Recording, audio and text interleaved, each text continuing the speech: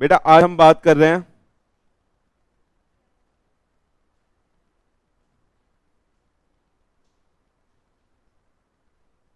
वैसे ये ना मैं पढ़ाने के मतलब पूरा सिलेबस कराने के बाद खेलता हूँ, जो आप मुझसे पहले खिलवा रहे हो।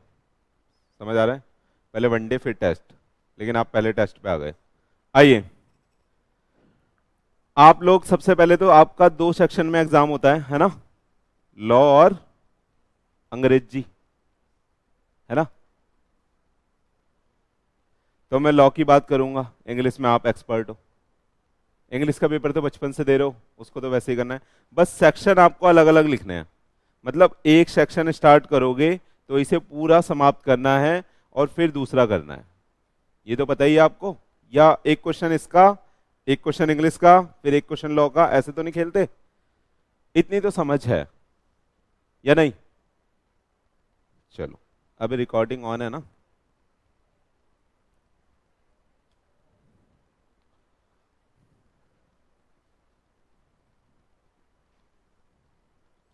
आइएगा बच्चा लोग। तो हम जब आंसर स्टार्ट करते हैं, आपको हमेशा आंसर बीच में लिखना है। आंसर नंबर जैसे 1 का ए है, तो आप ऐसे बीच में लिखोगे, साफ साफ। आप आज तक यहां कोने में लिखते आ रहे होंगे 12th की तरह, ऐसे नहीं करना। ठीक है? आपको हमेशा कहां पे लिखना है आंसर? सेंटर में। समझ में आई ये कहानी? उसके बाद आप यहां से स्टार्ट करोगे। अच्छा, जिस भी बच्चे की राइटिंग गंदी है उसको कोशिश करनी है कि वो खुला खुला लिखे। कैसे लिखे? थोड़ा खुला खुला लिखे, सही है? और थोड़ा बड़ा बड़ा लिखे। जैसे कोई कोई चीटी मार देता है ना बच्चा, वो दीदी की राइटिंग देखी थी मैंने, आरुषि दीदी की, ऐसे ऐसे चीटी मारी हुई थी उन्होंने, कुछ समझ नहीं आ रहा था। ठीक है? तो कोशिश करें कि थोड़ा बड़ा बड़ा लिखें, मस्त सा। डन? गंदा गंदा ना लिखें। थ्योरी में अगर अच्छा अच्छा साफ साफ लिखोगे तभी आपको मार्क्स मिलेंगे। अच्छा, आप में से कोई ऐसा तो नहीं करता कि गैप दे दे एक एक लाइन का, मैं ज्यादा सीट भरूंगी, ऐसे तो नहीं? ऐसे करना भी नहीं है, ठीक? अच्छा, अगर मैं आंसर लिख रहा हूं और मेरा आंसर यहां पे खत्म हो गया, है ना, ये आपका यहां पे फिनिश हो गया, तो जो दूसरा आंसर है वो कभी भी आपको यहां बीच में से स्टार्ट नहीं करना है। जैसे आप यहां कोने में डाल देते हो 1 का बी, ऐसे नहीं करना, या यहां पे भी नहीं करना। आपको इतना पेज खाली छोड़ देना है। ठीक है? फिर आपको नेक्स्ट पेज से नेक्स्ट आंसर लिखना है। डन? इससे क्या होगा, आपकी जो आपके जो क्वेश्चंस हैं वो बिल्कुल अलग अलग दिखेंगे एग्जामिनर को, है ना? तो उसे मजा आएगा चेक करने में, उसे ढूंढने नहीं पड़ेंगे क्वेश्चन। वो यहाँ कोने कोने में जाके ढूंढेगा नहीं नीचे की तरफ क्वेश्चन। तो नीचे की अगर आपकी 3 4 5 लाइनें छूट जाती हैं तो आपको वहां पे नया आंसर स्टार्ट नहीं करना। नया आंसर हमेशा न्यू सीट से स्टार्ट होगा। कहां से? क्लियर है ये बात? समझ में आया? अच्छा, मैं पूरी एग्जाम की टिप्स दे रहा हूं, आप ध्यान रखना। आपको 15 मिनट मिलते हैं पढ़ने के लिए। हाँ, रीडिंग टाइम मिलता है, रीडिंग टाइम। उसमें आप क्या करते हो? पेपर का रोल बना के ऐसे ऐसे रोल बनाते हो ना, और फिर सामने वाले पे मारते हो, तेरे पास कौन सा आया है। क्या करना है इस 15 मिनट में, मेरे को जवाब दें प्लीज। पूरा पेपर पढ़ दोगे? इज इट पॉसिबल 15 मिनट में पढ़ना? आप बताओ। पैसेज कर लोगे मतलब कि क्या क्या आंसर लिखने हैं? और कोई?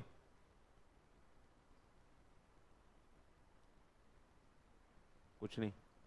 15 मिनट में क्या क्या करोगे बताओ सब अपना अपना।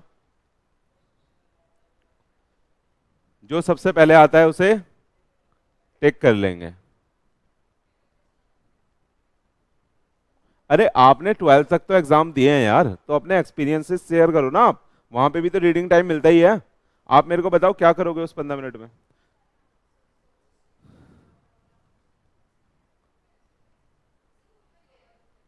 ओके,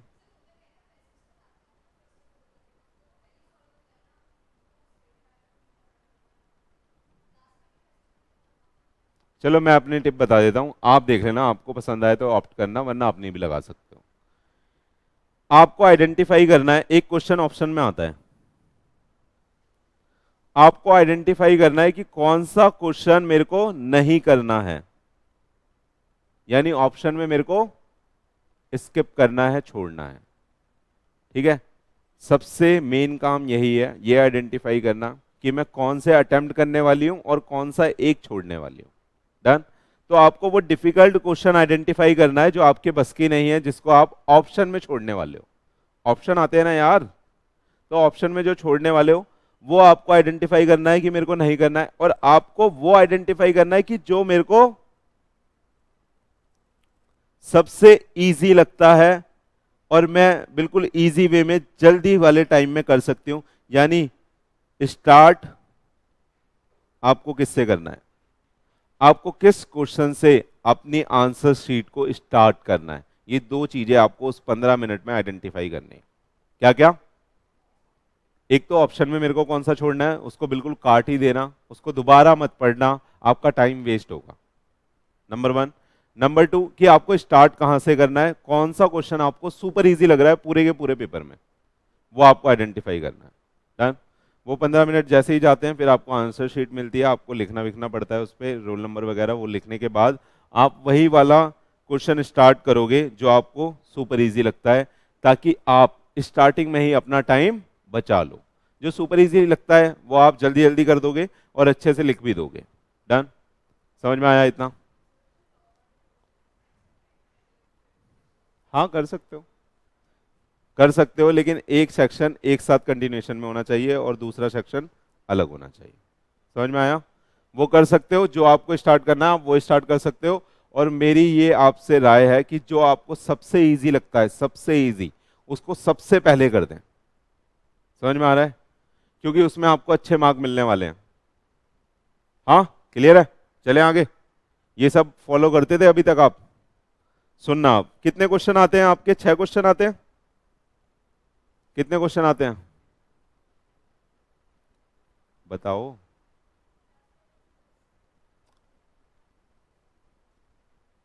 सुन लीजिए, आपको 3 आवर्स को अपने डिवाइड करना है, आपको अपने 3 आवर्स को डिवाइड करना है नंबर ऑफ क्वेश्चन से डिवाइड करके।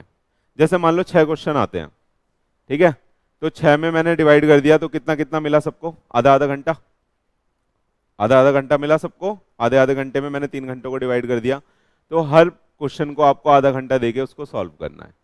ठीक है, ये तो थी बेसिक टिप्स। अब बात कर लेते हैं कि सर आंसर राइटिंग में हमें दिक्कत आ रही है, हम कैसे लिखें। सही है, सुनिएगा अब।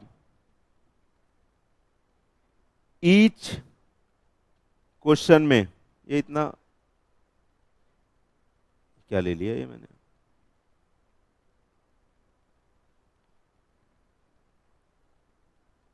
ज्यादा पतला हो गया ये।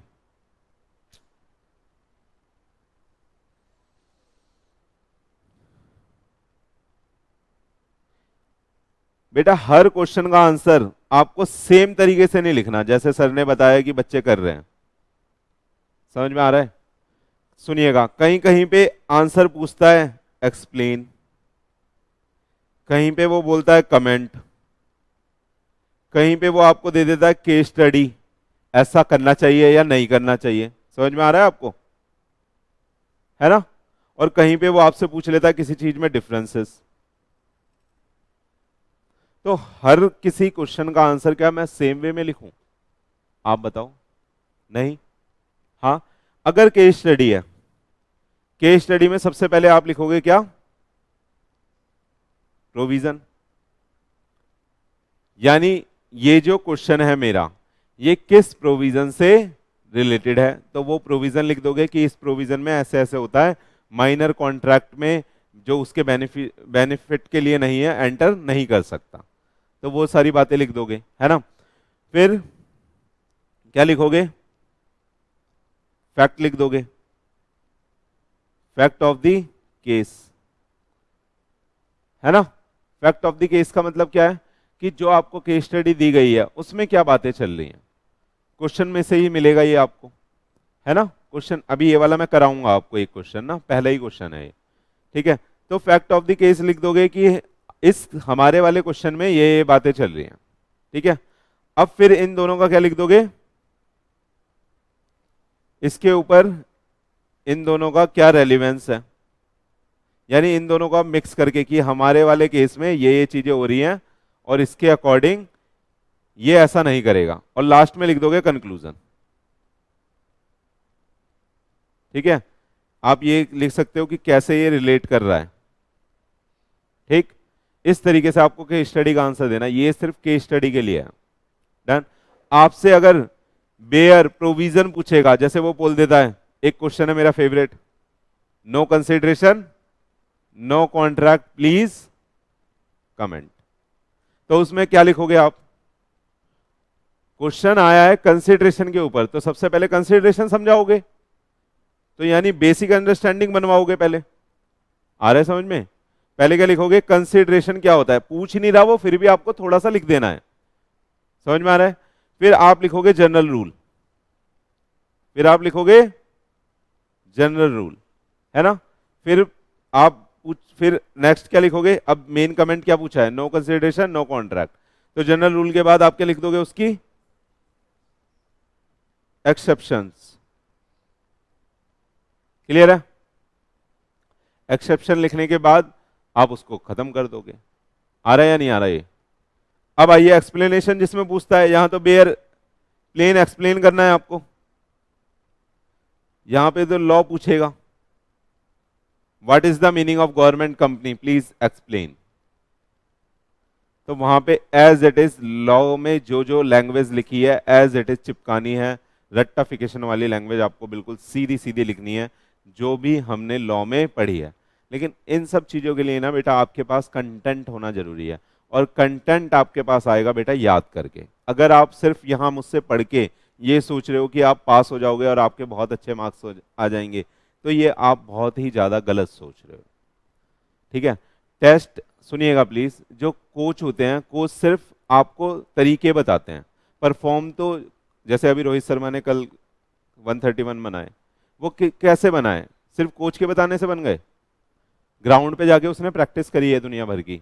कोहली इतना अच्छा अच्छा स्कोर करता है ना, इतना बढ़िया वो खेलता है, वो किस लिए खेल पाता है, सिर्फ कोच के बताने से खेल पाता है? हाँ, बाकी प्लेयर क्यों नहीं खेल पा रहे फिर? क्यों? क्योंकि वो मेहनत अच्छी कर रहा है, वो खुद से मेहनत कर रहा है। तो आपको भी सिर्फ इसी एग्जाम के लिए नहीं बोल रहा, जिंदगी का कोई भी एग्जाम है आपको खुद से मेहनत करनी पड़ेगी। सिर्फ लोग आपको डायरेक्ट करेंगे, आपको समझाएंगे, आपको गाइड करेंगे, मेहनत आपको खुद ही करनी है बेटा। तो इन सब चीजों को लिखने के लिए भी आपके पास कंटेंट कहां से आएगा? जब आप याद करोगे, आपको नॉलेज होगी तभी तो आंसर कर पाओगे। अगर आपको नॉलेज ही नहीं होगी तो आप आंसर कहां से कर पाओगे? आप मेरे को बताओ, मैं कितने भी आपको यहाँ पे तरीके बता दूं कि इस क्वेश्चन का आंसर ऐसे लिखना है, इस क्वेश्चन का आंसर ऐसे लिखना है, इसमें स्टार्टिंग यहां से करनी है, इसमें खत्म यहां से करना है, आप लिख तभी पाओगे जब आपके पास उसके लिए कंटेंट होगा। और कंटेंट कैसे होगा? सिर्फ क्लास में बैठने से क्या कंटेंट आ जाएगा आपके पास? बताइए, सिर्फ क्लास में बैठने से आपके पास कंटेंट आ जाएगा? Answer is no. आपके पास क्लास में बैठने से बस आती है अंडरस्टैंडिंग। क्या आती है? अंडरस्टैंडिंग।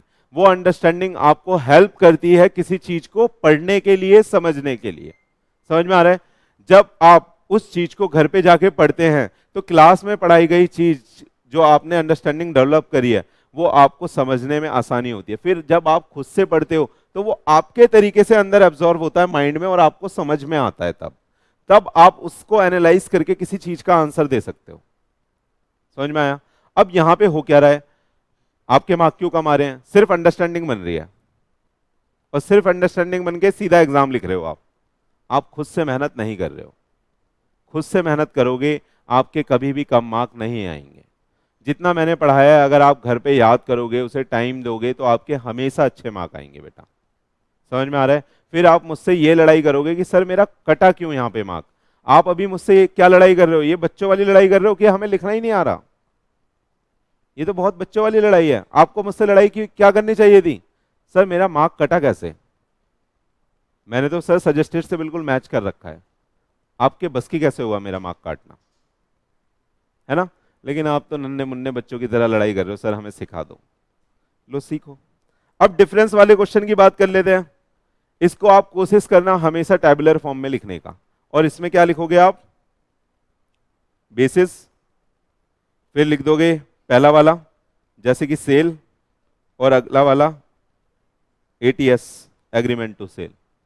ठीक है, तो यहां पे आप बेसिस लिखोगे और फिर डिफरेंस लिखोगे। कई बार आपको बेसिस याद नहीं आ रहा, पहले डिफरेंस मार दो, उसके अकॉर्डिंग बेसिस लिख देना, सिंपल है। कॉलम बना लेना, पहले डिफरेंस लिख लेना सारे, उसमें से बेसिस बन जाएगा। आ रहा है या नहीं आ रहा? हाँ, अब आइए एक क्वेश्चन करके देखते हैं। देखिए, बिना पढ़े कुछ नहीं होगा। अगर आप खुद से नहीं पढ़ोगे आप नहीं लिख सकते। ठीक है, मेहनत आपको खुद ने करनी है। जो भी आपकी आंसर शीट पे मार्क आ रहे हैं वो आपके आ रहे हैं, मेरे नहीं आ रहे। ठीक है, मैं तो अपनी डिग्री सजा के बैठा हूं, है ना। आपको अपनी डिग्री सजानी है और उसके लिए सिर्फ आपको मेहनत करनी पड़ेगी बच्चे। अगर आप मेहनत नहीं करोगे तो मार्क्स नहीं आएंगे। सीए का सीधा सा रूल है, ये कोई बीकॉम का एग्जाम नहीं है। थोड़ा इधर से टिप लिया, थोड़ा उधर से टिप लिया, थोड़ा मैं रात को पढ़ के आया था और थोड़ा मेरे को अभी अभी आइडिया आया है और आप पास हो गए। बीकॉम में ऐसे पास हो सकते हो, आप आराम से हो सकते हो। लेकिन बेटा ये सीए का एग्जाम है, कल को आप लोगों को कंसल्टेंसी दोगे, आपके एक हाँ बोलने से सामने वाले बंदे का डिसीजन चेंज हो जाएगा, आपके एक ना बोलने से सामने वाले का डिसीजन चेंज हो जाएगा।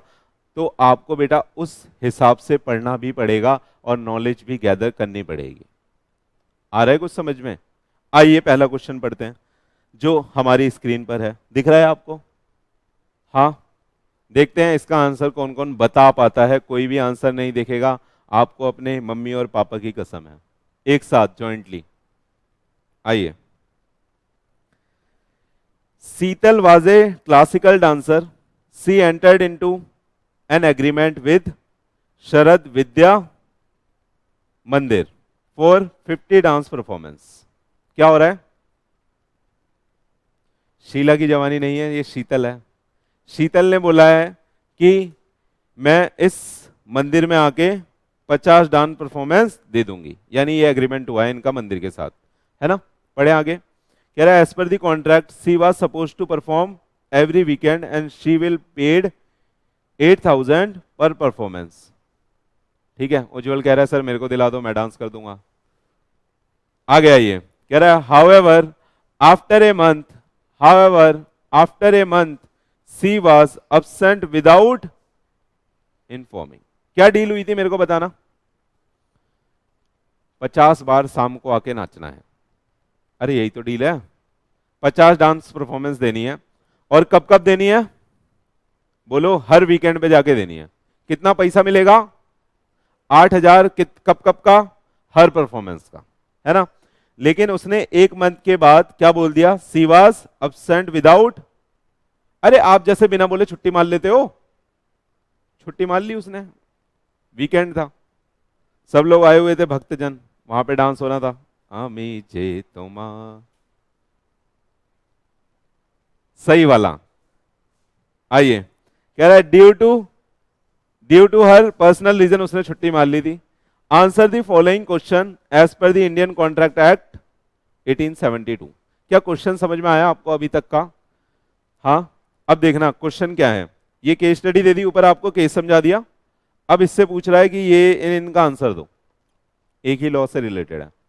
पहला बोल रहा है whether the management of Sharad Vidya Mandir has right to terminate the contract. क्या इस बात पर वो कॉन्ट्रैक्ट को कैंसिल कर सकते हैं कि उसने बिना बोले छुट्टी मार ली? हाँ बोलो, कर सकते हैं। अगला, if the management of Sharad Vidya Mandir inform the Sheetal about its continuance can the management still resign the contract after a month on this ground subsequently. एक बार अगर हमने बोल दिया कि कोई बात नहीं, छुट्टी ले ली, कोई बात नहीं, ऐसा चलता रहता है, कभी कभार दिक्कत आ जाती है, कोई दिक्कत नहीं है, तो क्या बाद में उसे फिर उसने दोबारा छुट्टी ली, क्या इस ग्राउंड पे निकाल सकते हैं? क्या ये कुछ कुछ मैंने पढ़ाया था ऐसा कुछ आपको है? कंटिन्यूएंस इन इट्स एक्वेंसेस, ऐसा कुछ हमने पढ़ा था? हाँ, इसमें हमने एग्जाम्पल भी लिया था, सेम डांस का ही एग्जाम्पल था हमारे वाले केस में भी। आगे आइए, फिर कह रहा है कैन द शरद विद्या मंदिर claim damage that it has suffered because of this breach if any in the above cases. क्या ये डैमेज क्लेम कर सकते हैं? पहले तो आप ये बता दो, क्या आपको क्वेश्चन समझ में आ रहा है? दिमाग में इसका कुछ कुछ आंसर समझ में आ रहा है? क्या क्या आंसर समझ में आ रहा है बताइए। रूपा मैडम बताएंगी, बताइए मैडम। सबसे पहले क्या लिखोगे आप? कि शीतल एक लड़की है, बढ़िया डांस करती है। बताइए आंसर इसका कैसे स्टार्ट करोगे? अब ये केस स्टडी है, सबसे पहले हम क्या लिखेंगे? प्रोविजन। अब प्रोविजन लिखने के लिए आपको ये पता होना चाहिए कि किस प्रोविजन से ये पूछा गया है। मैं ये नहीं बोल रहा कि सेक्शन नंबर आपको रटा हुआ होना चाहिए, अगर रटा हुआ नहीं है आप लिख सकते हो as per the Indian Contract Act या as per the provision of Indian Contract Act. फिर आप स्टार्ट कर सकते हो जो जो आपको पता है इस केस स्टडी के बारे में जिससे ये प्रोविजन रिलेट हो रहा है। क्या लिखेंगे हम बताइए? अगर एक प्रोमिजर है, एक प्रोमिजी है, वो अगर एक कॉन्ट्रैक्ट में आ जाते हैं और प्रोमिजी बाद में मना कर देता है बिना इन्फॉर्म करे, है ना, तो उस केस में जो प्रोमिजर है वो कैंसिल कर सकता है ना, कैंसिल कर सकता है या उसे अलाउ कर सकता है कि कोई बात नहीं तेरी छुट्टी सैंक्शन है, ऐसा नॉर्मल है तू करता रहे, है ना, बोलो, अलाउ कर सकता है। लेकिन एक बार अगर अलाउ कर दिया, ये पढ़ाया था क्या मैंने लॉ में, बताओ ना, अगर एक बार अलाउ कर दिया तो उसके बाद हम उस सेम ग्राउंड पे उसको निकाल नहीं सकते। बस यही बात आपको लिखनी है, पहले ये लिख दोगे, फिर उसके बेसिस पे आप के फैक्ट ऑफ द केस लिख सकते हो कि शीतल है, शीतल ने ऐसे ऐसे डांस कराए और बिना बताए छुट्टी मार लिया, इसलिए फर्स्ट वाले केस में वो उसको निकाल भी सकते हैं। लेकिन सेकंड वाले केस में अगर एक बार उन्होंने, सुनिएगा, अगर एक बार उन्होंने निकाला नहीं तो उस सेम ग्राउंड पे दोबारा आप नहीं निकाल सकते। और थर्ड वाले केस में आप बता दोगे डैमेज ले सकते हैं। सिंपल है, कुछ था इस क्वेश्चन में? अब देखो आंसर, जैसे जैसे मैंने बोला है वैसे वैसे यहां पे आंसर लिखा है। कहां होता है आंसर बेटा?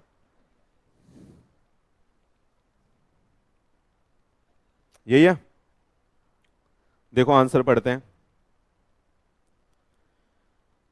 कह रहा है section 39 of the Indian Contract Act 1872 provides that, सुनिएगा ध्यान से, अगर आपको सेक्शन याद नहीं है आप सेक्शन हटा दो, यहां पे लिख दो provisions, provision of Indian Contract Act 1872। मैं मोटिवेट नहीं कर रहा ना याद करने के लिए, मैं ये बोल रहा हूं अगर याद नहीं है तो ऐसा लिखना है। Provides that when a party to a contract has refused to perform or disable himself from performing his promise in its entirety, यानी उसने completely मना कर दिया या disable कर दिया अपने आप को करने के लिए, तो the promisee may put an end to the contract unless he has signified by word or conduct his acquiescence in its continuance। यानी जिसने, दीदी ने बोला था ना नाचेगी, और दीदी ने क्या दिखा दिया, बोलो, डिसेबिलिटी दिखा दी अपनी और अनेबल टू परफॉर्म या रिफ्यूज टू परफॉर्म कर दिया, तो उस केस में जो प्रोमिसी है वो पुट टू एंड कर सकता है कॉन्ट्रैक्ट, अनलेस कि उसने सिग्निफाई ना करा हो ये कि चलो कोई बात नहीं चल जाएगा, ये पढ़ाया था। फिर कह रहा है further in the term of section 40 the promisee shall be required to perform personally if there is such an apparent intention of the party. सही है? क्या कह रहा है बताओ? कह रहा है in term of section 40 the promisee shall be required to perform personally if there is such an apparent intention of the party. सही है, तो वो परफॉर्म करने देगा उसको। फिर कह रहा है also as per section 75 of the act a person who rightfully, देखना, एक बार अगर रिसाइन कर दिया contract is entitled to the compensation for the damage which he has sustained through the non fulfillment of contract। कह रहा है अगर आपने रिसाइन कर दिया तो आप भैया डैमेज भी उससे मांग सकते हो। ये दोनों ही प्रोविजन लिख दिया इस क्वेश्चन के, डैमेज के बारे में भी पूछा था, डैमेज के बारे में यहां लिख दिया, और कंटिन्यू कर सकते हैं या नहीं कर सकते ये भी यहां पे लिख दिया। अनलेस से पहले वाला पार्ट है कैंसिल कर सकता है, अनलेस के बाद वाला पार्ट है अगर कंटिन्यूएशन में आपने एक्वेंसेस दे दी यानी अपनी कंसेंट दे दी तो आप कैंसिल नहीं करोगे। तो इसने जितना भी पूरा पूछा था सबका प्रोविजन इतने में ही लिख दिया। सही है? अब इसके बेसिस पे देखो नीचे आंसर है, सिंपल है। कह रहा है therefore in the instant case since Sheetal could not perform as per the term of the contract Sharad Vidya Mandir can terminate the contract. सीधा कंक्लूजन है। मैंने तो आपको एक चीज और बोली यहां पे कि आप फैक्ट ऑफ द केस भी लिख दो, थोड़ा सा लिख दो कि भैया हमारे वाले केस में ऐसा हुआ इसलिए हम ये टर्मिनेट कर देंगे कॉन्ट्रैक्ट। क्लियर है? हाँ, अगर कम मार्क का क्वेश्चन है आप ये फैक्ट ऑफ द केस और कंक्लूजन मिला के भी लिख सकते हो। चलें आगे, अब आगे आ जाओ। फिर सेकंड में बोलता है in the second situation the management of सरद विद्या Mandir inform the Sheetal about the continuance of the contract. Second में क्या बोल दिया? अलाउ कर दिया उसे कि कोई बात नहीं तू आ जा, कंटिन्यूएंस के बारे में बोल रहे हैं ना। तो क्या बाद में टर्मिनेट कर सकते हैं? क्या बाद में टर्मिनेट कर सकते हैं? Answer is no. Hence the management cannot resign the contract after a month on this ground subsequently। आ रहा है या नहीं आ रहा? और थर्ड क्या है? एज पर दी सेक्शन 70 सरद विद्या मंदिर claim damage that he has suffered. Part 1 में, पार्ट 2 में तो डैमेज क्लेम ही नहीं कर सकते क्योंकि हमने ये अलाउ कर दिया, नाचो, छुट्टी ले लेके नाचो, कोई दिक्कत नहीं है। आ रहा है या नहीं आ रहा? तो पार्ट 1 में डैमेज ले सकते हैं, पार्ट 2 में नहीं ले सकते। अगर इतनी सारी बातें आप ऊपर नीचे करके भी लिख दोगे तो आपको फुल मार्क मिलेगा, लेकिन ये बातें लिखी होनी चाहिए आपके आंसर में। समझ में आ रहा है? अगर इससे आपका आंसर मैच नहीं करेगा तो आपको मार्क नहीं मिलेगा, सीधा सा रूल है। क्योंकि जो बेटा आपकी कॉपी चेक कर रहे होते हैं ना, उनके पास सजेस्टेड आंसर होते हैं और उन्हें खुद लॉ नहीं आ रहा होता। हो सकता है आ भी रहा हो, लेकिन वो फिर भी वहां से मैच करके चेक करते हैं, क्योंकि ये गाइडलाइंस है इंस्टीट्यूट की कि आपको सजेस्टेड से मैच करके चेक करना है। अगर सजेस्टेड से आपका आंसर मैच नहीं होगा आपको मार्क नहीं मिलेंगे। क्लियर है? चलें, क्या और क्वेश्चन कराऊं? बोलो, कोई कंपनी एक्ट का क्वेश्चन है यहां पे?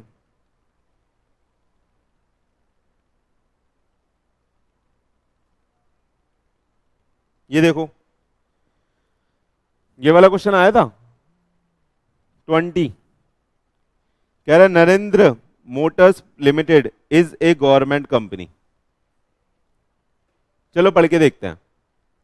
कंपनी लॉ तो पढ़ा ही रहा हूं आपको मैं, पढ़ ले, आ जाएगा। आइए, मैं नहीं उठा रहा। Narendra motor limited is A government company. Shah auto private limited have share capital of 10 crore in form of इतने इतने शेयर इतने ईच। ठीक है, शाह ऑटो प्राइवेट लिमिटेड है। ठीक है, आगे चले। कह रहा है the Narendra Motors Limited is holding कितना? 50% से ज्यादा हो गए इतने share in the Shah auto private Limited and the Shah auto private Limited claim the status of government company advise as the legal adviser whether the Shah auto private limited is the government company under the provision of this. बोलो, क्या government company है Dhaniya madam? Shah auto private Limited क्या government company है?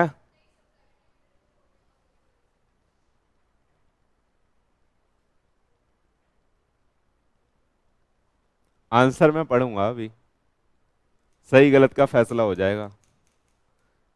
Dhaniya madam, government company की definition मैंने पढ़ाई है, इतनी बेसिक डेफिनेशन है, आपको छूटते ही आंसर आना चाहिए।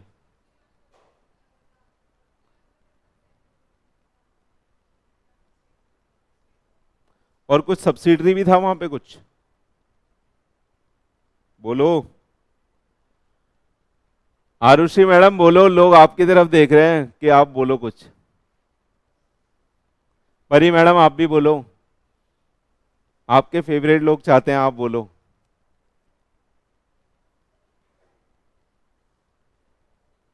बोलो मैडम। यार सिंपल सा क्वेश्चन है, बहुत ही ज्यादा सिंपल सा क्वेश्चन है, क्या करूं बताओ? क्वेश्चन समझ में आ रहा है?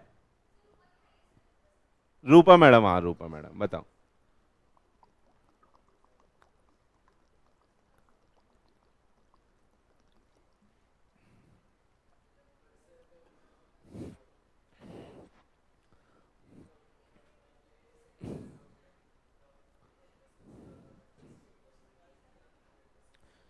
कृष्णा कह रहा है गवर्नमेंट कंपनी नहीं होगी। रूपा मैडम नहीं होगी। आरुषि मैडम,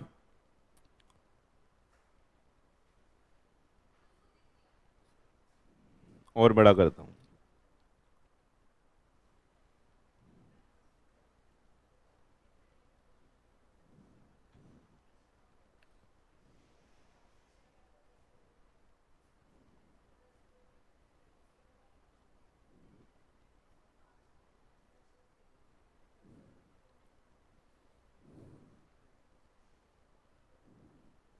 अब आप देख लो आप कितनी पढ़ाई कर रहे हो। बेसिक क्वेश्चन है, इतना आसान क्वेश्चन कभी एग्जाम में है ना? आपने आंसर पढ़ लिया ना?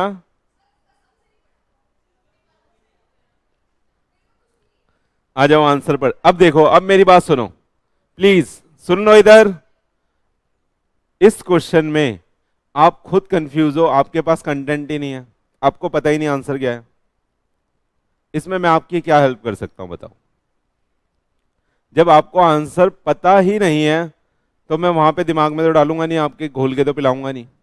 मैं पढ़ा चुका हूं आपको, बहुत अच्छे से पढ़ाया था गवर्नमेंट कंपनी, वीडियो देख लेना जाके, वीडियो डली हुई है। ऐसी सिचुएशन में कोई आपकी हेल्प नहीं कर सकता, सिर्फ आप खुद अपनी हेल्प कर सकते हो कि अगर आपको क्वेश्चन नहीं आ रहा, ये वाला कंसेप्ट आप पढ़ें। आंसर देखे, आ जाओ, अभी आंखें खुलेंगी देखना।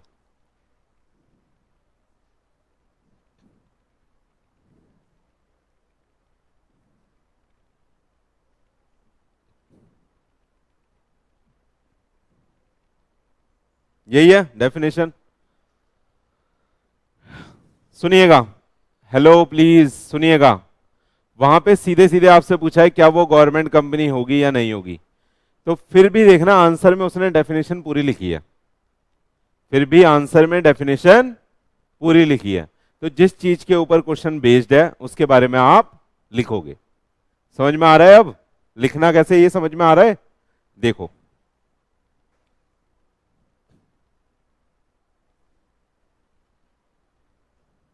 कह रहा है according to provision of this section clause 45, जो बात करता है किसकी? गवर्नमेंट कंपनी की। Means any company in which not less than 51% paid up share capital is held by central government, state government और partly by central, partly by one or more state, and the section include a company which is a subsidiary company of such। क्या उस वाले case में subsidiary हो रही है?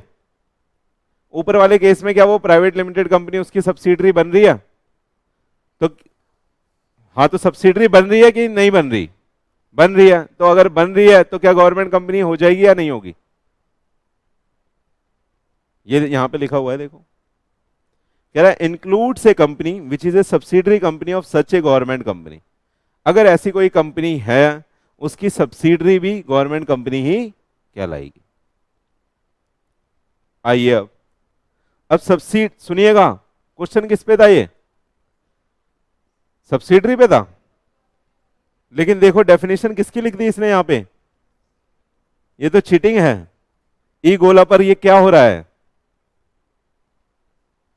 ये तो चीटिंग है ना यार। आप तो यही बोलोगे ये तो चीटिंग है सर, हमसे तो गवर्नमेंट कंपनी पूछा है, हम उसमें सब्सिडरी की डेफिनेशन क्यों लिखे? क्योंकि क्वेश्चन मिक्स है, उसने गवर्नमेंट भी पूछा और सब्सिडरी के थ्रू वो गवर्नमेंट बन रही है वहां पे, तो इसलिए सब्सिडरी के बारे में भी लिखना पड़ेगा। टुच्चा मुच्चा एग्जाम नहीं है ये, और टुच्चे मुच्चे लोगों के लिए भी नहीं है। अभी छटाई हो जाएगी, जब आपके पेपर हो जाएंगे अपने आप छटाई हो जाएगी। जो टुच्चे मुच्चे होंगे वो अलग हो जाएंगे, जो पावरफुल होंगे वो अलग हो जाएंगे, है ना? एग्जाम इसीलिए है, छांटने के लिए।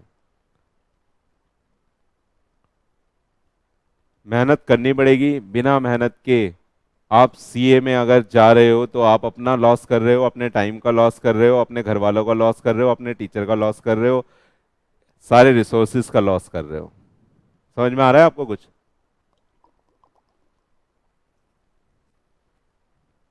आ जाओ, अब देखो ये सब्सिडरी समझा रहा है आपको, कह रहा है अकॉर्डिंग टू क्लॉज,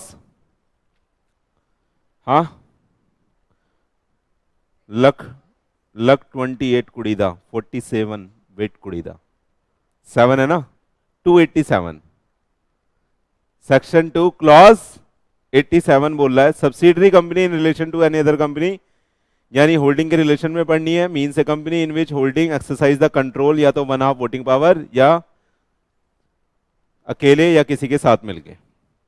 सही है, वोटिंग पावर वाला ही गेम है यहाँ पे, इसलिए सिर्फ वोटिंग पावर वाली डेफिनेशन लिख दी, लेकिन कंट्रोल भी आता है सब्सिडरी में। कंट्रोल इसलिए नहीं लिखा क्योंकि कंट्रोल से रिलेटेड ये क्वेश्चन ही नहीं है।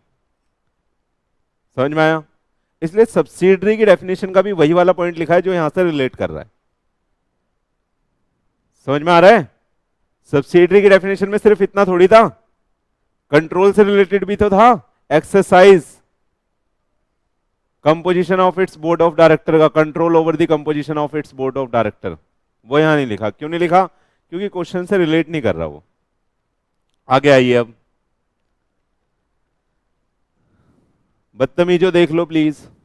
कह रहा है by virtue of provision of this section company act 2013 Shah auto private limited is a subsidiary company of Narendra motor limited because the Narendra motor limited is holding more than one half of the voting power in the Shah auto private limited. Further as per clause 45, जो किसकी बात करता है? Government company की। किसकी बात करता है? कह रहा है a subsidiary company of a government company is also term as the government company, hence the this being the subsidiary of this will be considered as. आ रहा है कुछ? बिल्कुल सिंपल है, बस आपको पढ़ना है, याद करना है, समझना है टेक्निकली कहां पे क्या चीज लिखी है, या आपके माइंड में होना चाहिए। अदरवाइज हम सब अपना टाइम वेस्ट कर रहे हैं अगर नहीं है तो। डिसअपॉइंट कर दिया इस क्वेश्चन के साथ आपने मेरे को, वैसे मुझे ये उम्मीद नहीं थी आप लोगों से।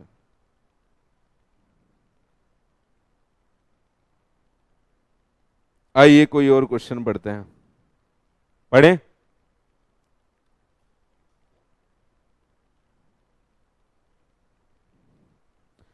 कोई बताओ जो टेस्ट में आया हो, मेरे को बताओ। सारे आए थे ऑलमोस्ट।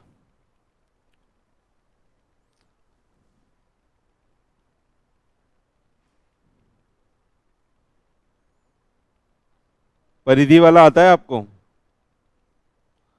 परिधि वाला पढ़ाऊं, आता है आपको? सही लिखा था आपने? फुल मार्क मिले हैं इसमें आपको? परिधि वाले में किसको कितने मार्क मिले हैं बताओ? लाए हो टेस्ट पेपर? मैंने पढ़ा नहीं है, क्वेश्चन बहुत बड़ा है। अच्छा, आपने मेरे को क्वेश्चन समझा दिया। परिधि थी जिसने उधारी पे लैपटॉप लिया था, किससे लिया था? मित्तल जी से, और उन्होंने बोला था कि मैं आपको 60% इंटरेस्ट के साथ बाद में पैसा दे दूंगी, लेकिन बाद में वो पैसा नहीं दे पाई और वो बोल रही थी अगर मैं नहीं दूंगी तो पापा से ले लेना। लेकिन मित्तल जी कह रहे हैं ना, मैं तो पापा से ना लूंगा, मैं तुमसे ही लूंगा, लेकिन आपके मेजर होने के बाद लूंगा। क्या बाद में वो ये पैसा क्लेम कर सकते हैं? तो यहाँ पे प्रोविजन क्या है बताइए?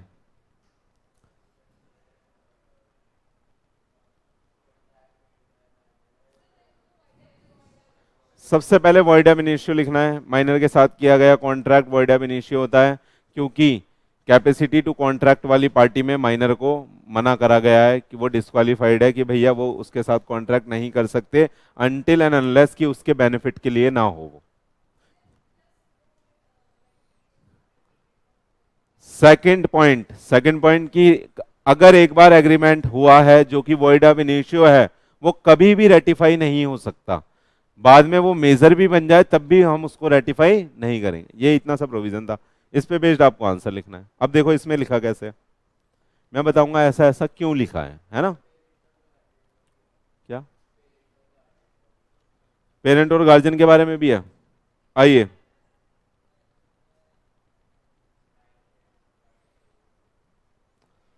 अच्छा तीसरा प्रोविजन आप बोल रहे हो, ये भी बात है कि कभी भी जो माइनर होगा वो अनलेस एंड अनटिल की रिप्रेजेंटेटिव कैपेसिटी में काम ना कर रहा हो तो बाइंड नहीं करेगा। अगर वो उनका एजेंट बन के काम कर रहा है तो बाइंड कर लेगा। मैंने एग्जांपल दिया था इस केस में हीरा चुराने का, किसी के घर कोई गया था और हीरा चुरा लिया था। एग्जाम्पल दिया था मैंने बचपन में आपको। आइए, बचपन की बातें याद हैं आप लोगों को। आंसर देखते हैं, कह रहा है ए कॉन्ट्रैक्ट मेड विद और by minor is void ab initio. देखो कितना बड़ा बड़ा लिखा है इसने, डार्क करके एकदम मोटा मोटा करके आपको दिखा रहा है। आपको भी ऐसे ही लिखना है, डार्क नहीं करना वहां बैठ के, पहले ये वाली लाइन लिखनी है।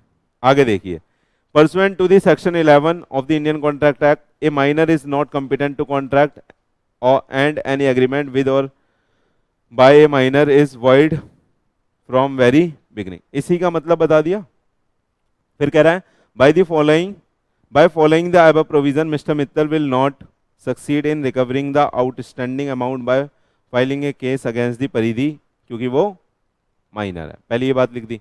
दूसरे का आंसर लिख दिया, minor can not bind the parent और गार्जियन, क्योंकि उसमें वो पेरेंट से भी लेना चाह रहा है पैसे। और लास्ट में बोल दिया कभी भी रेटिफाई नहीं कर सकते, और लास्ट में कंक्लूड कर दिया, क्योंकि क्वेश्चन के सारी जो कड़ी हैं वो आपस में जुड़ी हुई हैं, इसलिए एक साथ इन्होंने पैराग्राफ में आंसर करके लास्ट में कंक्लूड कर दिया। लेकिन आपको प्लीज ध्यान रखिएगा, आपको एस्पेक्ट सारे लिखने हैं, जो उसने पूछे हैं ना वो सारे एस्पेक्ट लिखने हैं। यहां पे क्या क्या एस्पेक्ट थे बताइए, वॉइड एब इनिशियो, पेरेंट को बाउंड नहीं करेगा, रेटिफाई नहीं होगा, तीनों बातें लिखी हैं बस। तो आपको वो निकालना पड़ेगा, और वो आपको खुद दिखेगा जब आपको नॉलेज हो जाएगी। जब आप पढ़ोगे ना आपको खुद दिखेगा ये लग रहा है यहाँ पे, और ऐसे ऐसे इन चीजों के बारे में लिख के कंक्लूड करना है। सिंपल है बिल्कुल। आप बताओ, हाँ क्यों करेगा मैडम? किसको मैसेज कर रहे हो? बता दूं कब छुट्टी होगी? किसी को बुलाना है तो बता दूं कब छुट्टी होगी?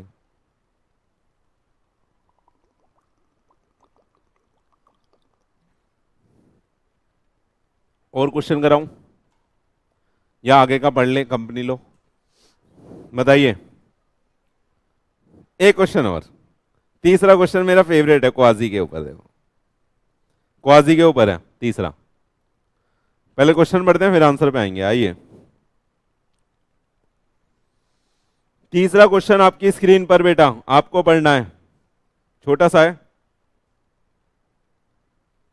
पढ़ना प्लीज, पढ़ना बच्चों। रोहन फाउंड ए, कहां पे? रेस्टोरेंट में। ही enquired all the customer present there but true owner could not be। पूछोगे नहीं पैसा कितना है अंदर उसमें।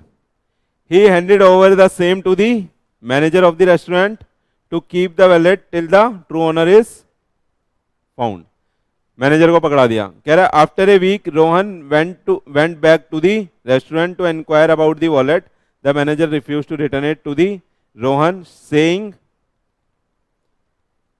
that it did not belong to him। in the light of the Indian Contract Act 1872 can Rohan recover the wallet from the manager? बताइए।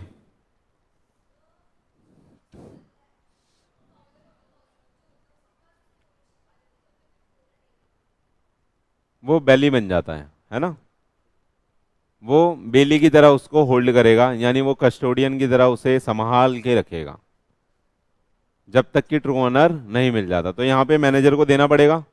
Manager ये बोल नहीं सकता, लेकिन ये बात क्या सीधे सीधे लिख दें? आंसर लिख देते हैं, मैनेजर को वॉलेट देना पड़ेगा। आप बताओ ना, आंसर ऐसे लिख दें, मैनेजर को वॉलेट देना पड़ेगा। आपको हमारा आंसर समझना पड़ेगा, भावनाओं को समझें और फुल मार्क दें। बोलो, आपको हमेशा ये मान के चलना है सामने वाले को कुछ नहीं आता, हमें उसे अच्छे से समझाना पड़ेगा। तो आपको पहले उसे बताना पड़ेगा कि यहाँ पे क्या हो गया, एक क्वाजी, क्या हो गया यहाँ पे? क्वाजी कॉन्ट्रैक्ट हो गया। उसमें ऑब्लिगेशन बतानी पड़ेगी, जिसको मिला है उसकी क्या ऑब्लिगेशन है ना, और उसके बारे में उसके राइट बताने पड़ेंगे कि उसके क्या क्या राइट हैं। पढ़ के देख ले, छोटा सा है बिल्कुल, देखिए।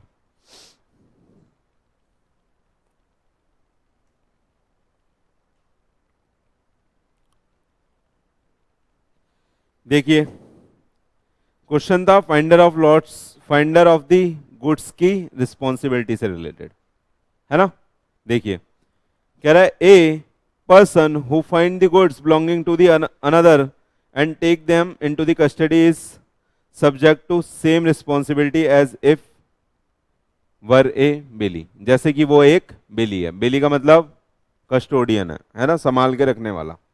देखिए, thus a finder of the lost good has to take proper care of the property as man of ordinary prudence would take, no right to appropriate the goods and no, appropriate मतलब अलग हटा के नहीं रख सकता, तोड़ ताड़ नहीं सकता। समझ में आ रहा है?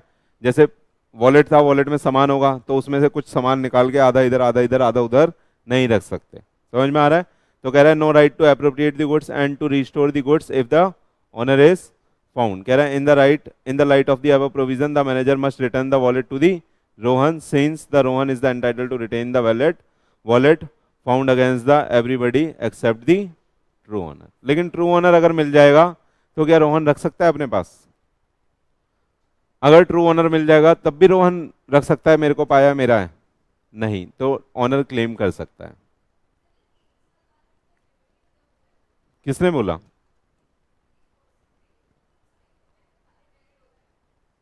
टाइम बाद डेट होता है वो।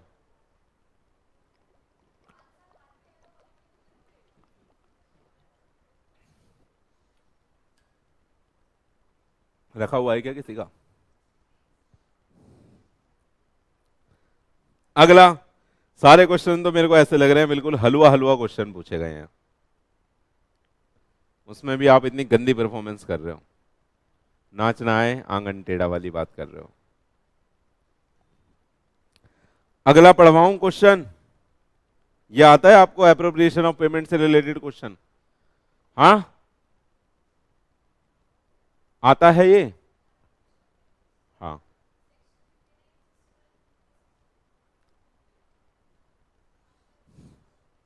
आगे पढ़ लें, आप कर लोगे? समझ में आ गया कैसे लिखने हैं आंसर्स? बताओ।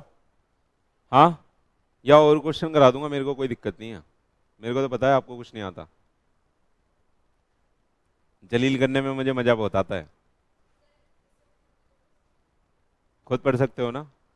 अब आपको सुनना प्लीज, मैं बता देता हूं तरीका आपको। आपको ना जब क्वेश्चन पढ़ना है, आपको आइडेंटिफाई करना है कि आपके माइंड में क्या क्या आंसर आ रहा है। आप एक कॉपी ले लेना, उस पर थोड़ा थोड़ा लिख के देख लेना, मतलब हेडिंग हेडिंग लिख के देख लेना, अंदर का वैसे ही छोड़ देना, टाइम वेस्ट मत करना। फिर उसको मैच कर लेना सजेस्टेड से कि क्या ये वाला पॉइंट आपने सोचा था, क्या ये वाला पॉइंट आपने सोचा था। फिर वो टिक कर लोगे, कुछ स्किप होगा उसे देख लेना कि हाँ भैया ये मैंने स्किप कर दिया था, ये भी यहाँ पे लिखना था। तो ऐसे करोगे तो सारे क्वेश्चन धीरे धीरे आपके स्ट्रांग हो जाएंगे। समझ में आ रहा है? चलें आप पढ़ लें आगे का, पक्का आज कंपनी लॉ समाप्त कर दें। आइए, 2 मिनट का ब्रेक है बेटा।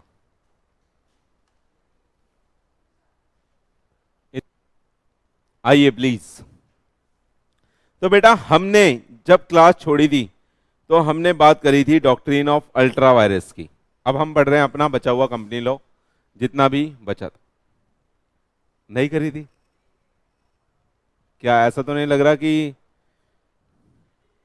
मैथ की क्लास चल रही थी एकदम से लॉ की स्टार्ट हो गई। चलिए, डॉक्ट्रिन ऑफ अल्ट्रा वायरस में मैंने क्या पढ़ाया था, कोई बताना चाहेगा? डॉक्ट्रिन ऑफ अल्ट्रा वायरस बोलो।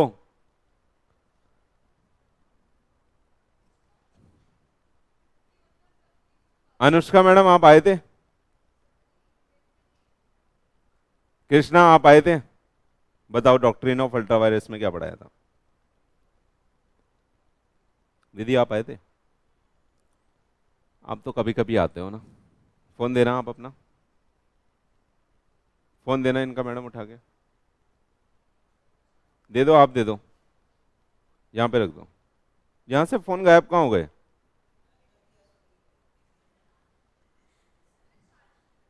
वहां पहुंच गया? वहां कैसे पहुंच गया फोन? अबे वहां कैसे पहुंच गया? यहां रखा था फोन तो। चलता है क्या?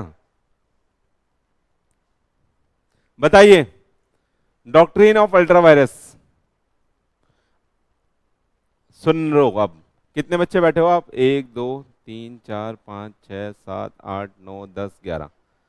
अगर 5 ने बता दिया तो मैं आगे पढ़ाऊंगा, अदरवाइज क्लास यहीं खत्म हो रही है। आप जब तक इतना पढ़ के नहीं आओगे मैं आगे नहीं पढ़ाने वाला। बताइए।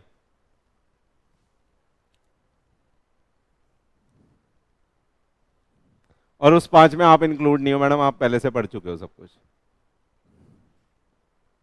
कृष्णा आउट, जल्दी कर, छुट्टी करनी है मेरे को। आउट, आउट, नहीं आता। मिहिर आप बताओ, सुन लो प्लीज, सुन लो प्लीज। हाँ,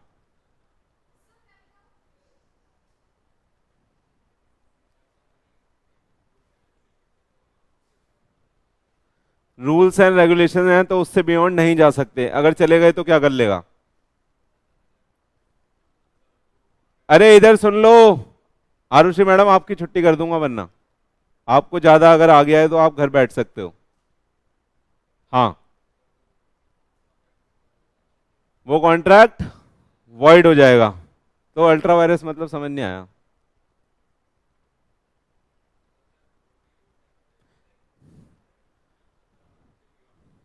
यानी एओए के बियॉन्ड नहीं जा सकते, एमओए के भी। और बाद में अगर रेटिफाई कर सकते हैं, कोई गलती हुई है तो।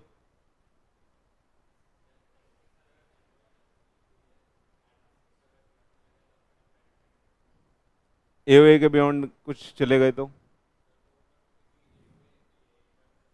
चलो एक ने आंसर सही दे दिया। कशिका मैडम आप बताओ, कशिका मैडम आप बताओ। नहीं आता तो स्किप कर सकते हो, छुट्टी कर दूंगा, मेरे तो मजे हैं। मैं तो चाहता हूं।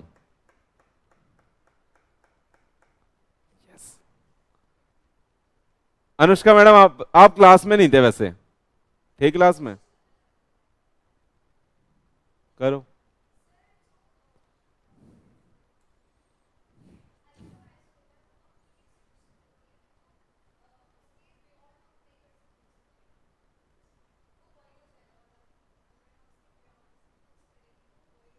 किसके बियॉन्ड।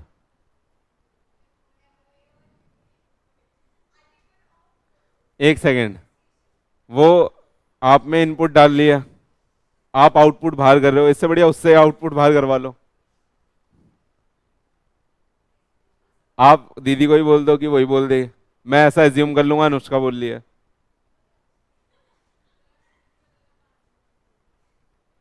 परी मैडम आप बताओ। अभी तक एक बच्चे ने जवाब दिया है। What is the meaning of ultra virus.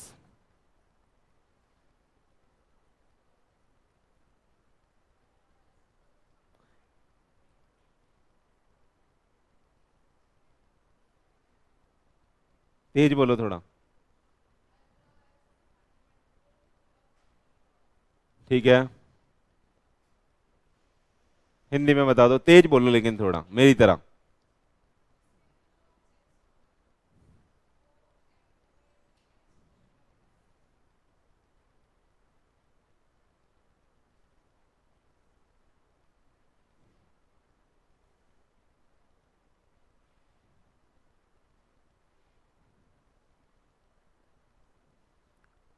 Ishika madam आप बताओ। इनका बहुत सिंपल सा जवाब है, मुझे कुछ नहीं आता। तो तुम यहां क्यों आता। मैडम क्यों नहीं आता आपको कुछ, क्लास में तो थे आप।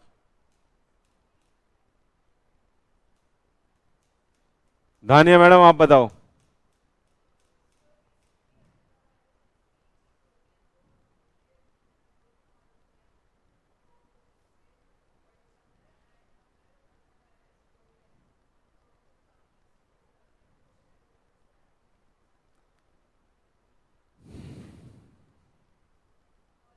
शेयर होल्डर,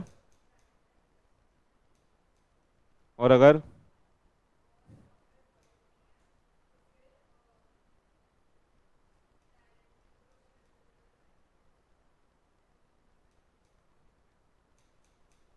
और कोई बताना चाहेगा। बताओ मैडम, तमीज से बताना, केस स्टडी के साथ।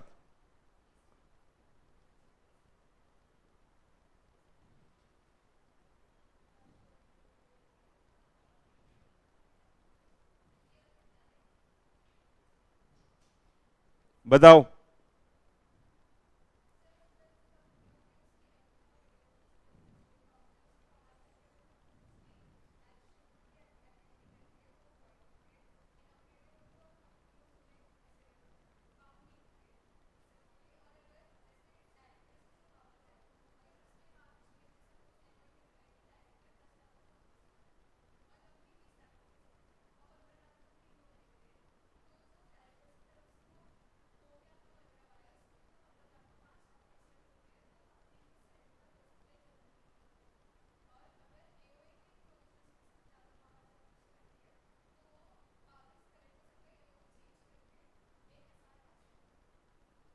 एमओए वाला चेंज नहीं हो सकता।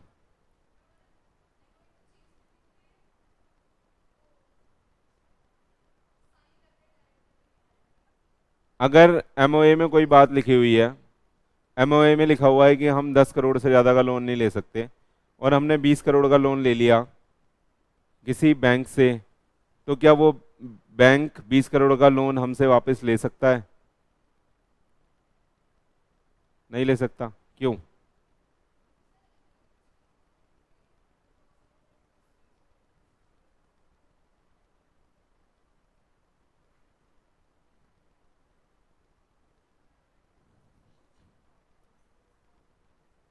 क्योंकि एमओए क्या है, एक पब्लिक डॉक्यूमेंट है, और अगर उसके, और वो कंपनी का क्या है, कॉन्स्टिट्यूशन है।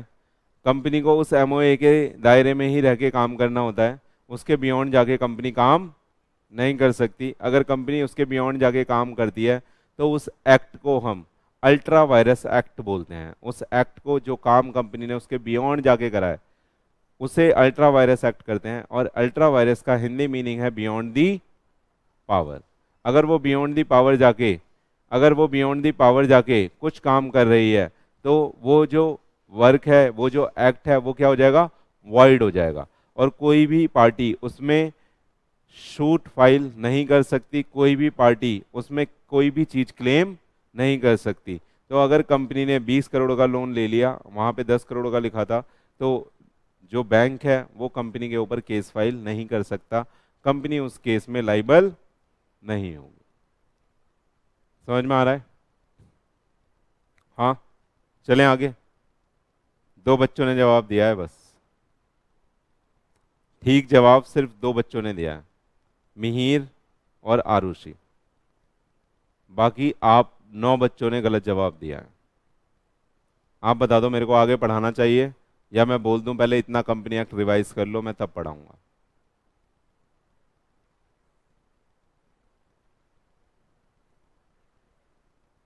बोलो।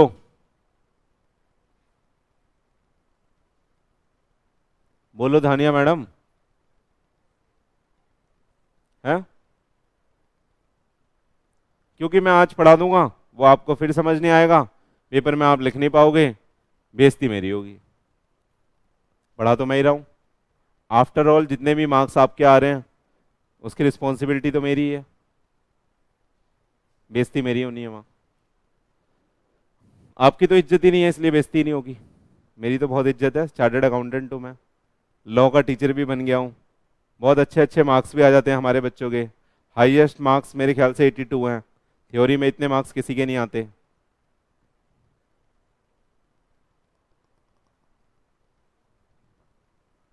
आपकी इज्जत की परवाह नहीं है मेरे को, लेकिन आप तो मेरी इज्जत की करो। तो आज के लिए इतना ही था। आज की क्लास जो मैं पढ़ाना चाहता था उसमें से मैंने एक अक्षर भी आपको नहीं पढ़ाया। आज मैं ये कंपनी लॉ खत्म करने वाला था, लेकिन ड्यू टू कि आपको कुछ भी नॉलेज नहीं है, जितना मैं आपको पढ़ा चुका हूं उसमें से भी आपको कुछ नहीं आता, सिर्फ दो बच्चे बता रहे हैं, इसलिए माइनॉरिटी लोग बता पा रहे हैं। माइनॉरिटी इंटरेस्ट मैंने पढ़ाया था आपको, कम से कम बच्चा बता पा रहा है, ज़्यादा से ज़्यादा बच्चे को कुछ नहीं आ रहा है। तो प्लीज़ आप पहले कंपनी एक्ट को रिवाइज करें, मैं तब उसको रैप अप करूंगा। मेरे को ये बिल्कुल भी अच्छा नहीं लगेगा कि मैं तो ख़त्म कर दूं और आपको कुछ आता ही नहीं है। ठीक है? तो इसलिए अब नेक्स्ट क्लास में आपका पहले ओरल टेस्ट होगा कंपनी एक्ट का, तब मैं आपको आगे पढ़ाऊंगा। ठीक है? आज के लिए इतना ही रखते हैं। थैंक यू, बाय बच्चों।